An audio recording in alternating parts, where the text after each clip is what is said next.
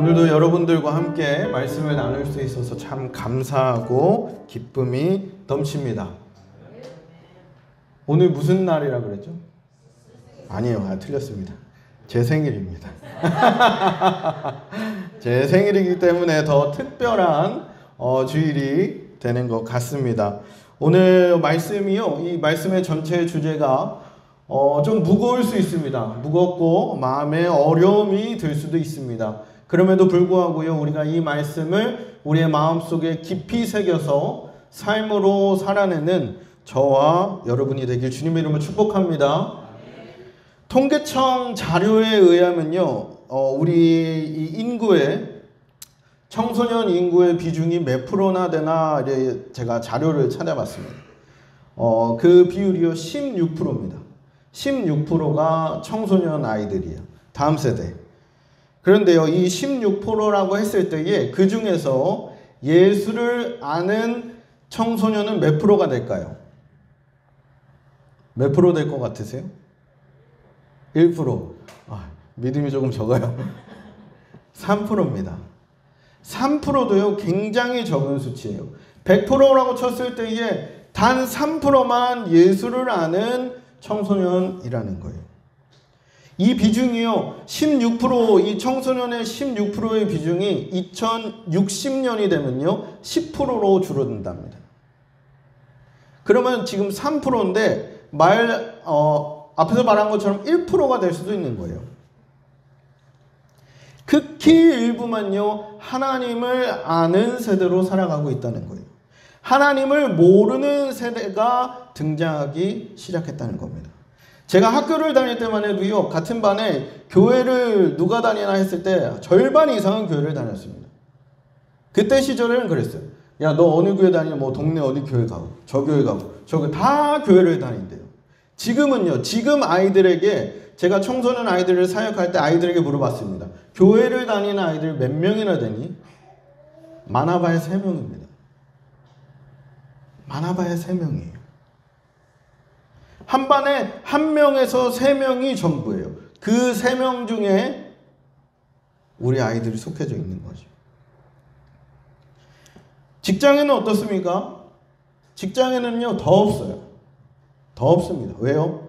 이 청소년 시기를 벗어나서 청년 시기가 되면 자연스럽게 예수를 떠나 살기 시작합니다. 왜요? 세상이 훨씬 더 재밌고요, 세상이 훨씬 더 유익하다는 생각을 하기 때문입니다. 예수를 믿는다 이야기하는 사람을 찾기도 힘들고요, 예수를 믿지만 내가 그 예수를 믿는다고 떳떳하게 이야기하는 사람들도 없다는 것이 우리의 현실입니다. 우리는 이런 시대를 살아가고 있어요. 어떻게 살아가야 될까요? 오늘 말씀에는요, 사사시대의 그 시대상을 보여주고 있습니다. 이 사사시대를 보면요, 이 악순환이 반복되고 있다를 보여주고 있어요. 현 시대랑 크게 다르지 않다고 생각을 합니다.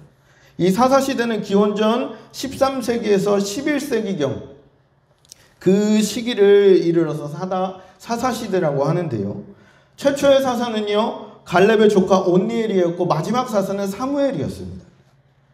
기간으로는 300년이었고요. 사사를 모두 합치면 15명의 사사를 하나님이 세우셨어요. 그 기간 동안에 무슨 일이 일어나냐? 이스라엘 백성의 7번의 반역, 그리고 7번의 다른 나라에 예속되는 일이 있었고요, 7번의 구원을 기록하는 게 오늘 사사기의 말씀입니다. 한마디로 정리하면 사사기는 타락의 악순환의 역사라고 할 수 있어요. 발전이 없습니다. 이스라엘 백성에게 발전이 없어요.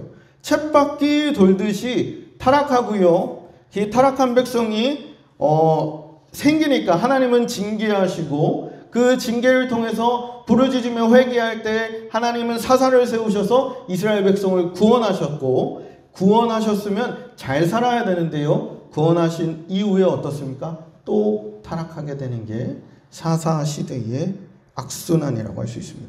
그러면 이 악순환을 끊어내면 되잖아요. 300년의 기간 동안 왜 끊어내지 못했을까요? 첫 번째 이유를 성경은 이렇게 이야기합니다. 가나안 거민을 쫓아내지 못했기 때문이다.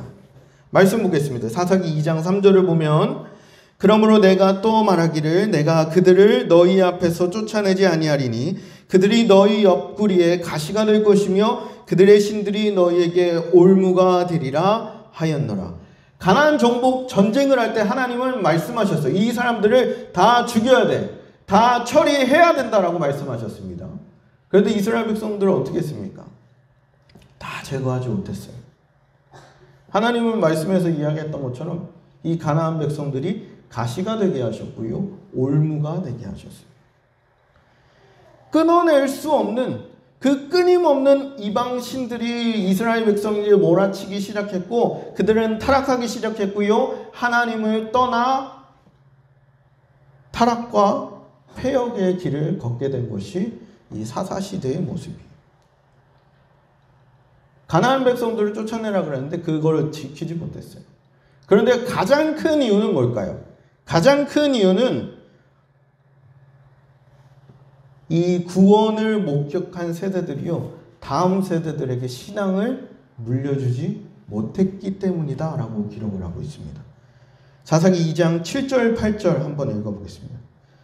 사사기 2장 7절 8절 다 같이 읽습니다. 시작. 백성이 여호수아가 산 날 동안과 여호수아가 뒤에 생존한 장로들 곧 여호와께서 이스라엘을 위하여 행하신 모든 큰 일을 본 자들이 사는 날 동안에 여호와를 섬겼더라. 여호와의 종 눈의 아들 여호수아가 110세에 죽음에. 여호수아가 110세에 죽었습니다. 그 다음 10절을 제가 읽어드릴게요. 그 세대의 사람도 다 그 조상들에게로 돌아갔고 그 후에 일어난 다른 세대는 여호와를 알지 못하며 여호와께서 이스라엘을 위하여 행하신 일도 알지 못하였더라. 그 여호수아가 죽고요, 그 조상들이 죽고 난 이후의 세대를 성경에서 무엇이라 표현하고 있습니까? 다른 세대다 이야기합니다. 하나님을 알지 못하는 다른 세대가 등장했다 이야기예요. 믿음의 산 증인들의 죽음으로 말미암아 그들이 다음 세대에게 이 믿음을, 이 신앙을 가르치지 못해서 어떻게 됐습니까? 다른 세대가 등장했다 이야기하는. 이 여호수아 그 모세 이 시대를 보면요, 하나님이 이 백성들에게 역사하신 것도 여러분들 성경을 읽으셨으면 다 알 수 있습니다. 홍해를 가르셨고요, 홍해를 마른 땅처럼 걷게 하셨다. 그리고 구름기둥 불기둥으로 그 광야에서 살아남게 하셨고, 배고플 때에 만나와 메추라기를 주셨고, 물이 없다 그럴 때는 어떻게 했습니까? 물을 주셨어요. 옷은 해지지 않았고요, 신도 떨어지지 않았다. 하나님은 이 백성을 가는 곳곳마다 기적처럼 인도하셨습니다.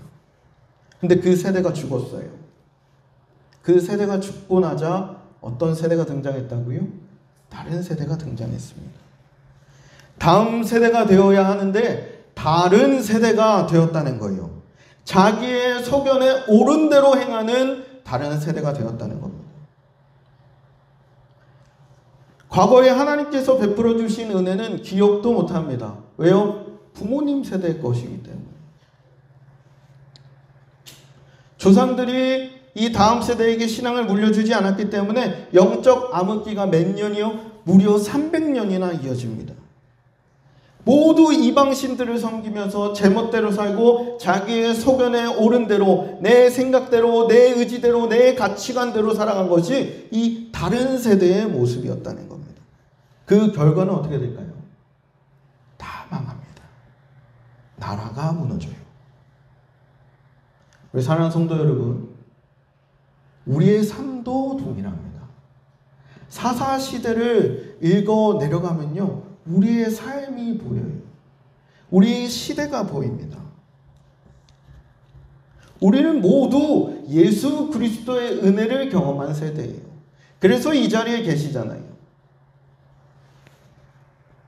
그걸 경험했지만 우리의 다음 세대에게 그 예수를 알려주지 못하는 불상사가 일어나게 되는 겁니다. 하나님이 베풀어 주신 은혜는 잊어버리고요, 그냥 내 소견에 옳은 대로, 내가 하고 싶은 대로 살아가요.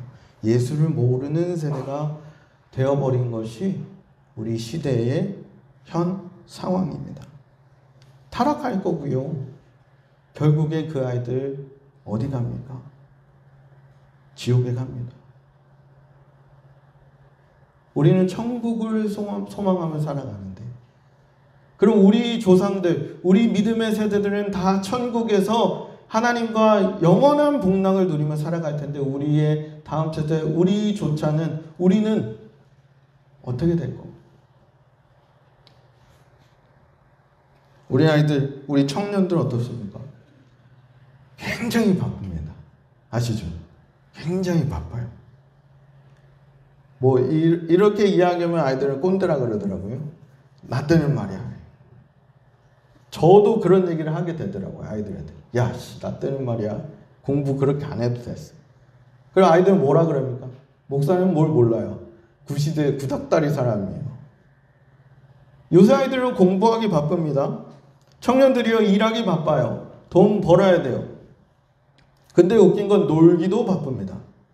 할 일이 정말 많아요. 학원도 가야 하고요, 공부도 해야 되고, 놀기도 해야 되고, 친구들이랑 게임도 해야 되고, 해야 될 것 천지입니다. 근데 할 거 없는 애들은 뭐 하는지 아세요?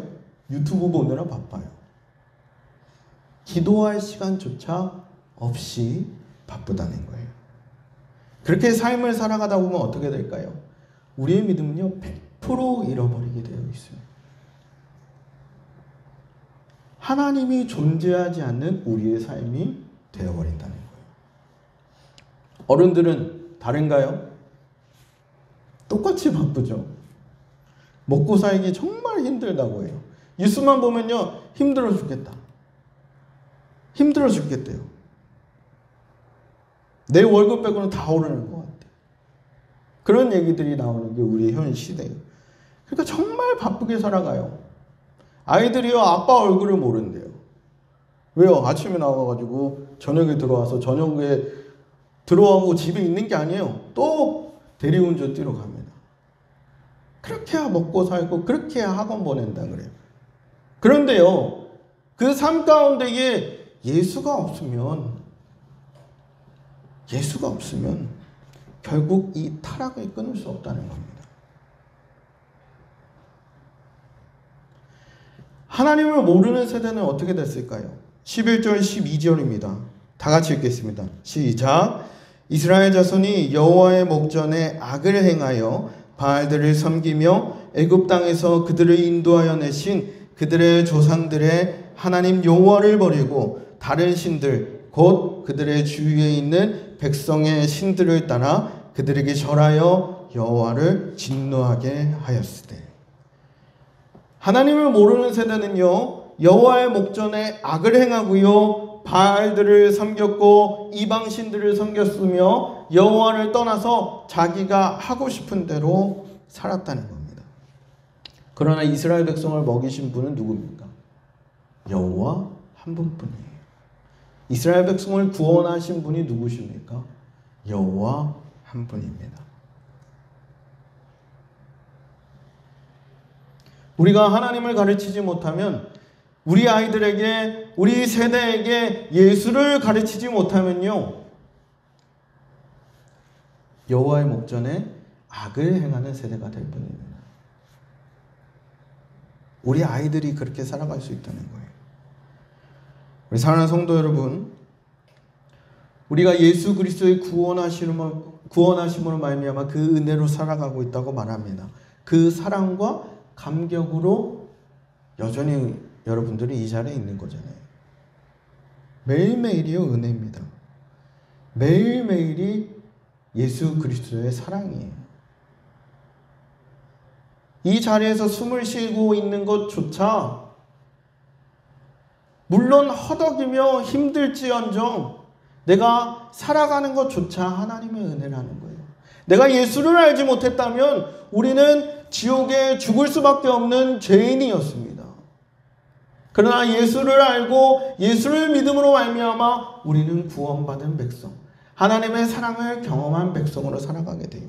이런 예수를 우리는 놓쳐서는 안 됩니다. 그리스도인의 삶의 목적이 무엇인지 아세요? 소요리 문답, 웨스트민스터 소요리 문답 1문에 나옵니다. 그리스도인의 삶의 목적, 하나님을 영화롭게 하고 하나님으로 말미암아 영원토록 즐거워하는 것이다. 우리는 이걸 놓치고 있는 거예요. 우리의 삶은요, 내가 부하기 위함이 아니에요. 우리의 삶은요, 내가 잘 돼서 남들에게 잘 보이기 위함이 아닙니다. 우리의 자녀들이요, 공부 잘해서 좋은 대학 가는 게 남들에게 좋은 모습을 보이는 게 복이 아니에요. 우리는요, 하나님을 영화롭게 하고 하나님으로 말미암아 즐거워하는 것이 우리의 삶의 목적인 줄 믿습니다. 이걸 놓치셔서는 안 돼요. 이걸 놓치면요, 내 삶은 안개처럼 사라질 거예요. 내 믿음은요, 안개와 같다고 했어요. 우리의 삶은 안개와 같다 이야기합니다. 잠깐 머물다 갈 이 삶에 내 모든 것을 걸지 말고요, 이 이후의 삶, 예수와 함께 살아가는 이 영원한 복락의 삶을 저와 여러분들이 추구하시면서 살아가시길 주님의 이름으로 축복합니다. 우리 사랑하는 청년 유스 여러분, 여러분의 신앙은 여러분들이 스스로 세워야 됩니다. 잘 들으세요. 부모님이 대신 믿어주지 않아요. 여지껏 여러분들을 이 자리에 앉게 한 부모님에게 감사하셔야 돼요. 여러분들이 지금 이 자리에 있는 것만으로도 정말 감사한 일이라고 이야기해요. 더 나아가서요, 여러분 스스로의 신앙 고백이 있어야 될 줄 믿습니다. 여러분 스스로가 이 예수를 붙잡는 싸움을 치열하게 싸워가셔야 된다고요. 부모님들은요, 잘 들으셔야 됩니다. 가르쳐야 돼요. 우리 아이들에게 이 예수를 알려줘야 됩니다. 부모님이 경험한 은혜들을 이 아이들에게 나눠주시길 주님의 이름으로 축복합니다. 그런데요, 많은 부모님들이 이렇게 이야기해요. 제가 청소년 사역들을 하면요, 부모님들이 그렇게 이야기합니다. 못하겠어요. 말 안 들어요. 제 말은요, 목사님, 제 말은요, 거들떠도 안 들어봅니다. 지가 하고 싶은 대로 살아가요. 그럼 목사님이 어떻게 좀 해주세요. 제가 어떻게 합니까? 부모님도 못하는데 제가 어떻게 해요? 저는 그렇게 해요. 부모님도 못하는데 제가 어떻게 해요? 기독교 교육은요, 가정에서부터 시작돼야 됩니다. 부모님이 하셔야 돼요. 근데요, 대부분의 부모님들은요, 가장 치명적인 이유는 무엇이냐? 관심이 없습니다. 왜냐? 아까도 이야기했죠. 삶이 너무 바빠요. 삶이 너무 바쁩니다. 믿음을 어떻게 가르쳐야 하는지 모릅니다. 믿음은 보여주는 거예요. 믿음은요, 살아내는 겁니다. 아이들에게요, 보여주세요. 여러분 세대가 어떻게 살아가는지, 예수를 아는 세대, 예수를 경험한 세대, 예수의 은혜를 입은 세대가 어떻게 살아가는지, 어떻게 예배하는지, 어떻게 찬양하는지, 어떻게 기도하는지 우리 아이들에게 보여주셔야 한다는 겁니다. 그게 믿음입니다. 제가 사역을 하면요, 아이들에게 항상 가르치는 게 있어요. 제자훈련을 하면 항상 가르칩니다. 무엇이냐? 절대 신앙에는 타협을 둬서는 안 된다. 신앙은 타협의 요소가 아니다. 그렇게 가르칩니다. 많은 사람들이 타협해요. 아이들 빠져가지고 전화하면 뭐라 그러는지 아세요? 학원 갔대요. 부모님은 권사님이고요, 장로님이어도요, 아이들을 학원 보냅니다. 왜요? 그게 우선이라고 생각해요. 그게 중요하다고 보는 거예요. 잠깐 그 타협, 그 잠깐의 틈을 주는 겁니다. 사단은요, 그 틈을 틈탑니다. 아니요, 틈이 없어도 공격해요. 그런데요, 그 틈을 주는 순간 걷잡을 수 없이 우리 아이들은, 우리의 세대들은요, 예수를 떠나 살기 시작합니다. 왜요? 세상은요, 우리 교회보다 훨씬 재밌어요. 신나는 거 넘칩니다. 재밌는 거 이 밖에만 나가도 넘쳐요. 옛날의 아이들은 어때요? 교회가 더 재밌었어요. 교회 오면 재밌는 게 많았어요. 먹을 것도 주고요. 요새 애들은 어떻습니까? 요새 아이들에게 내가 무슨 선물을 줄까 했는데요. 아이들은 선물을 다 가지고 있어요. 내가 너에게 에어팟을 선물해 주겠다. 있는데요. 갤럭시 버즈를 주겠다. 그것도 있는데. 에어팟도 있으면서 버즈도 있어요. 뭐 좋은 거 다 가지고 있습니다. 풍족하게 있어요. 세상은요. 그 정도로 하나님을 떠나기 쉬운 곳입니다. 끊임없이 공격해야 돼요. 틈이 있으면 틈을 막고 사단과 싸울 생각을 해야 되는데 나의 믿음의 신앙의 부분들을 활짝 열어놓고 마음대로 두들겨 맞은 다음에 그 다음에 어떻게 하려고 그러면 뭐가 되겠습니까? 이미 눈탱이 밤탱이 됐는데. 틈이 있으면 막아야 됩니다. 신앙의 타협은 없어야 되는 거예요. 여러분들은 어떤 타협이 있으십니까? 주일 하루 괜찮겠지. 밥은 3끼 먹습니다. 아니요, 4끼도 먹고 야식도 먹어요. 그래서 제가 살쪘어요. 집에만 있으면 어떻게 하는지 아세요? 밥 먹고요. 잠깐 눕습니다. 그러면 살쪄요. 또 그러면 일어나면 어떻습니까? 밥 먹을 때가 돼요. 신기하게. 그럼 밥 먹습니다. 그럼 어때요? 살짝 졸려요. 그럼 살짝 또 누워요. 일어나면 또 어때요? 저녁입니다. 그럼 웃기게 이 저녁 시간만 되면요. 야식이 땡겨요. 신앙도 똑같습니다. 신앙도. 잠깐. 우리의 육체는 그렇게 되는데요. 말씀을 듣기에는 이 주일 하루 듣는데 이 주일 하루도 이 말씀을 먹지 않습니다. 우리의 자녀들이 주일 하루 말씀을 듣는데 이 주일 하루도 못 먹게 하는 것이 우리 부모님들의 실정이라는 거예요. 사랑하는 성도 여러분, 우리 아이들을 진짜 그리스도인으로 키우셔야 됩니다. 많은 부모님들이 착각하고 있는 것이 있어요. 내 아이는 교회에서 자랐으니까 기독교인이야. 착각입니다. 내 아이는 기독교 문화 속에 자란 아이지 진짜 그리스도인이 아니에요. 왜요? 예수를 만나지 못했으니까요. 그건 어떻게 할 수 없는 겁니다. 부모님이 어떻게 해줄 수 있어요? 그러면 부모님이 해야 될 건요. 단 하나입니다. 기도. 하나님이 이스라엘 백성을 어떻게 구원하신 줄 아세요? 말씀 보겠습니다. 18절, 2장 18절 다 같이 읽습니다. 시작. 여호와께서 그들을 위하여 사사들을 세우실 때에는 그 사사와 함께 하셨고 그 사사가 산 날 동안에는 여호와께서 그들의 대적의 손에서 구원하셨으니 이는 그들이 대적에게 압박과 괴롭게 함을 받아 슬피 부르짖음으로 여호와께서 뜻을 돌이키셨음이거늘. 사사 시대의 특징을 보면요. 백성들이 슬피 울며 주님께 부르짖을 때 하나님은 사사를 세우셨어요. 그 사사들을 통하여 이 백성이 다시금 원상복구가 되도록 도와주셨어요. 구원하셨습니다. 그런데 웃긴 건 뭐냐? 평소에는 이런 기도가 없었다는 거예요. 괴롭고 힘들고 죽을 것 같을 때 주님 앞에 부르짖었는데 그때조차도 하나님은요 사사들을 세우셔서 이스라엘 백성을 구원하셨어요. 다시 기회를 주셨습니다. 저 같았으면요 말도 뒤질나게 안 듣고 맨날 했던 말 또 해야 되고 또 용서해 줬는데 또 잘못을 저지르면요 화딱지 날 것 같아요. 야, 네 멋대로 알아서 살아라. 하나님은요 그런 분이 아니셨어요. 부르짖을 때 어떻게 하셨습니까? 부르짖을 때 이 백성을 구원하셨어요. 우리는요 하나님께 부르짖는 세대 되어야 할 줄 믿습니다. 한국교회 문제가 지금 최근에 한국교회 문제가 무엇인 줄 아십니까? 기도의 열기가 식었다는 거예요. 내 자녀를 위하여 우리의 세대를 위하여 부르짖는 목소리가 없다는 겁니다. 왜요? 바쁘기 때문에. 나 살기 바쁘기 때문에.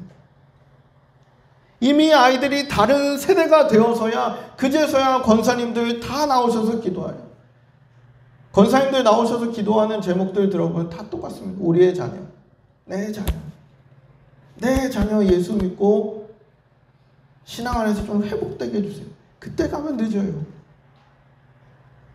그 자녀가 몇 살인지 아십니까? 50살이에요. 40살, 50. 돌아오려면 한참 돌아가야 돼요. 우리 아이들일 때부터 여러분 기도하셔야 됩니다. 부르짖는 세대. 시편 50편 15절에 이렇게 이야기해요. 환난 날에 나를 부르라. 내가 너를 건지리니 내가 나를 영화롭게 하리로다. 부르짖을 때 건져주시는 줄 믿습니다. 부르짖을 때. 그런데 19절에 오늘 사사기 2장 19절에 이렇게 이야기해요. 그 사사가 죽은 후에는 그들이 돌이켜 그들의 조상들보다 더욱 타락하여 다른 신들을 따라 섬기며 그들에게 절하고 그들의 행위가 패역한 길을 그치지 아니하였으므로. 그들은 그들의 신앙을 스스로 지키지 못했어요. 또 타락했다고 이야기해요. 더 부르짖으셔야 돼요. 더 주님께 기도하셔야 됩니다. 다음 세대가 무너진다는 얘기를 많이 합니다. 그런데요, 저는 다릅니다. 기성세대가 무너졌기 때문에 다음 세대가 무너졌다고 생각합니다. 기성세대가 기도하지 않는데 다음 세대가 어떻게 기도하겠습니까?